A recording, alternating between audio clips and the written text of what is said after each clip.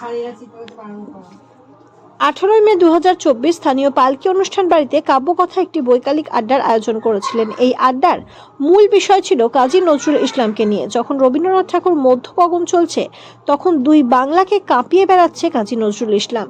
কাব্য, সাহিত্য, সঙ্গীত দুই বাংলার মানুষের মধ্যে অনেকটাই জায়গা করে নিয়েছে। এদিকে রবীন্দ্রনাথের বই বিশ্বময় খ্যাতির চূড়ায় পৌঁছিয়েছে। তার দুটি সঙ্গীত দুই দেশের জাতীয় সঙ্গীতে পরিণত হয়েছে।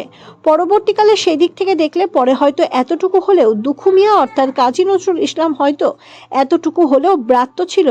তাই সেদিন বৈকালিক আড্ডায় নজরুলকে স্মরণ করেছিলেন অনেক বৃদ্ধজনেরা। ওই আড্ডায় ছিলেন ডক্টর মইনুল হাসান, প্রাক্তন সাংসদ ছিলেন আকমল হোসেন খোকন, অধ্যাপক ঢাকা বাংলাদেশ ছিলেন ডক্টর মানবেন্দ্রনাথ সাহা, বাংলা বিভাগের অধ্যক্ষ বিশ্বভারতী ডক্টর শান্তায়ন মজুমদার, বিশিষ্ট গবেষক ডক্টর শৈবাল রায়।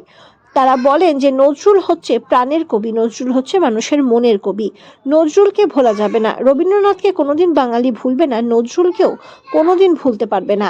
তারপর ওই মঞ্চ থেকে ডক্টর মাইনুল হাসানের একটি বই উন্মোচন হলো, মিষ্টি প্রেমের গল্প। এই বইয়ে ডক্টর মাইনুল হাসান নজরুলকে নিয়ে অনেকটাই তার কথা লিখেছেন।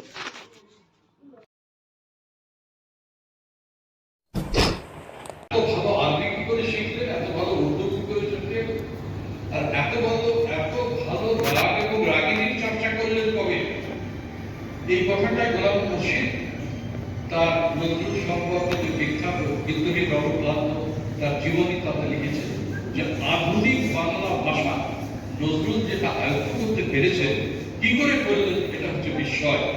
সেই জন্য আমি গোলাম মুর্শিদের কণ্ঠে বলে আমি সবসময় মনে করি নজরুল হচ্ছে গড গিফটেড। যে যাই করুক না কেন, নজরুল গড গিফটেড, ভগবানের দান। সুতরাং এর কোনো তুলনা হয় না। তবে নজরুলের যেগুলো চর্চা হয়নি সেগুলো করতে হবে। নজরুল ইসলামী গান যা লিখেছেন ঠিক সমপরিমাণ শ্যামা সঙ্গীত লিখেছেন। তিনি নাত এবং হামদ একই কায়দায় লিখেছেন। আল্লাহর বন্দনা এবং হযরত মুহাম্মদের প্রশংসা দুটো একই সমান লিখেছেন।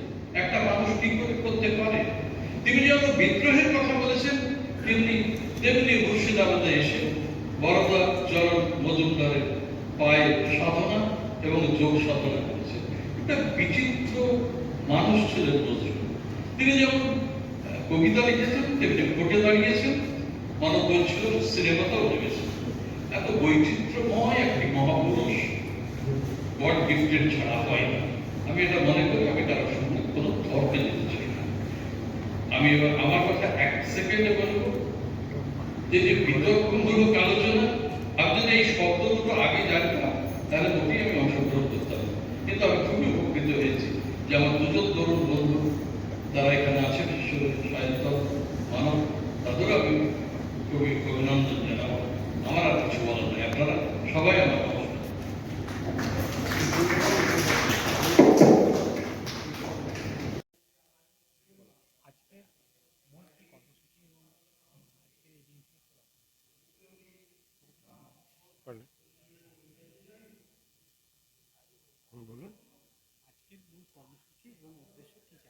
আমাদের এটা একটা বৈকালিক আড্ডার মধ্যে দিয়ে আমরা সামাজিক চেতনার কথা, কবিতার কথা এগুলো বলবো।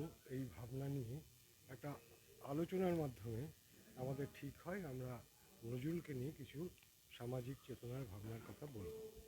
তো সেই সূত্রে আমরা এই আড্ডার মাধ্যমেই আমরা একটা আলোচনা সভার আয়োজন করি। সেই আলোচনা এবং এর সঙ্গে আমরা প্রথম ফেজে যেটা আমরা রেখেছিলাম সেটা হচ্ছে কবিতার নব্য কবিতার আসর।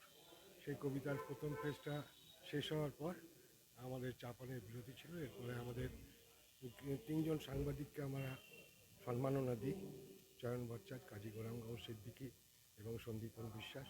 সন্দীপন বিশ্বাস বর্তমানের এখন চিফ রিপোর্টার। কাজী গোলাম গৌর সিদ্দিকী আনন্দবাজারের প্রতিদশা সাংবাদিক ছিলেন, উনি অবসর গ্রহণ করেছেন। আর চয়ন ভট্টাচার্য, তিনি আজ শুক্রবার একটি পত্রিকার সম্পাদক এবং টেলিভিশনে উনি রাজনৈতিক বিশ্লেষণ নিয়মিত করে থাকেন। আমাদের বিশিষ্ট এই সমস্ত টেলিভিশন চ্যানেল তাদের মধ্যে। এরপর আমরা যেটা রাখি সেটা হচ্ছে নজরুলের উপর একটা আলোচনা সভা। সেই আলোচনা সভায় নজরুলের ব্যক্তিত্ব নিয়ে, নজরুলের এই ভাবনা নিয়ে সেই ভাবনা আলোচনা এখন চলছে এবং এর থেকে আমরা নজরুলকে নতুন করে পাবো এই আশা নিয়ে আমরা আজকের এই আলোচনা সভার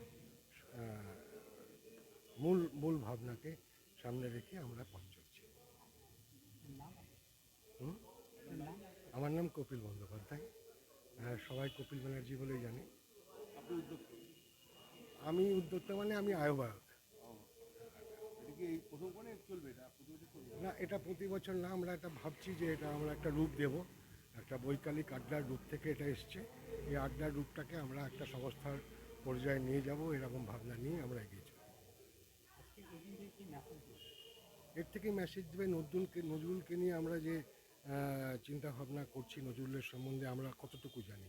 আজকাল নজরুলকে নিয়ে সেরকম আলোচনা হয় না, বিশেষ করে নজরুল যখন চলে যান বাংলাদেশে, তারপর নজরুলকে নিয়ে আমরা সেইভাবে আমরা নজরুল জন্মজয়ন্তী বা নজরুল ভাবনা সেভাবে আগে পাড়ায় পাড়ায় এই আমরা এই উৎসবের সঙ্গে জড়িয়ে থাকতাম রবীন্দ্র নজরুল সন্ধ্যা হিসাবে। তো সেইটাকেই আবার রিভাইভ করা, নতুন করে নজরুলকে জানা, নজরুলকে ভাই এবং পঠন পাঠ্যে নজরুলকে নতুনভাবে নিয়ে আসা।